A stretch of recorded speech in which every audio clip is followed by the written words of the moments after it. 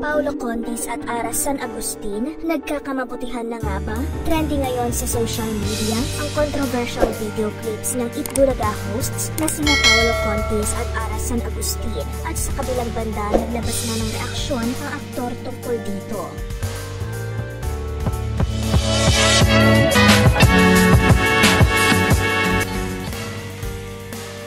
Maraming netizen ang napapataas ang kilay dahil mapapanood ang pagiging sweet at closeness nila sa isa't isa. Hindi mapigilang pagmulan ito ng matinding intriga dahil sa mga ipinakitang gestures ng mga ito sa harap ng kamera. Pinigyang mali siya nga ito ng ilang netizen, lalo na at hindi naman umano kaila sa madla na hindi maganda ang imahe ni Paulo sa kanyang past at current relationship. Magkahalo ang naging reaksyon ng netizens sa pagiging clingy nila, kung saan ayon sa ilan ay baka umano gimmick lang ito para umingay ang naturang noontime show.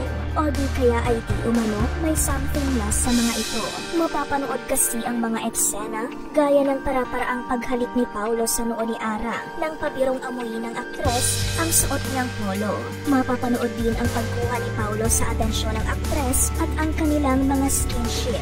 Dahil dito, tila ito na umano ang pasimula ng kanilang love team na Paura o ang pinaghalong pangalan ng dalawa. Napunari ng ilan na ang kanilang ipinakita sa harap ng kamera ay hindi umano angkop para sa mga batang nanonood, kaya muli na namang tinawag ngayon ang pansin ng pamunuan ng Movie and Television Review and Classification Board o MTRCB.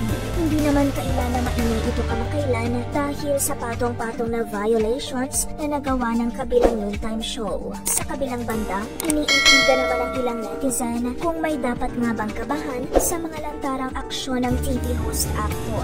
Dahil alam naman ng lahat na girlfriend ito ngayon si Yan Santos. Dahil dito, nakuha na ng reaksyon ang aktor tungkol sa issue nila ni Ara. Ayon sa pagbabahagi ng pet.ph, napakibit-balikat lang daw si Paulo nang tanungin tungkol dito.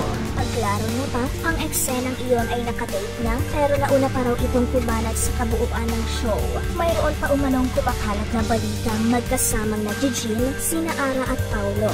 Kaya buwelta ng aktor, sana kinuna nila yung buong grupo. Hindi yung kaming dalawa lang, lahat kami nag-gym. Samantala, narito ang reaksyon ng ilang netizen.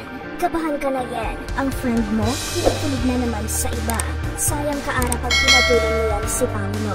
Hello MTRCB, unfair naman sa Showtime yarn. Gimmick nga lang ba? Ano ang opinion mo sa isyong kinahaharap ni Ara at Paulo?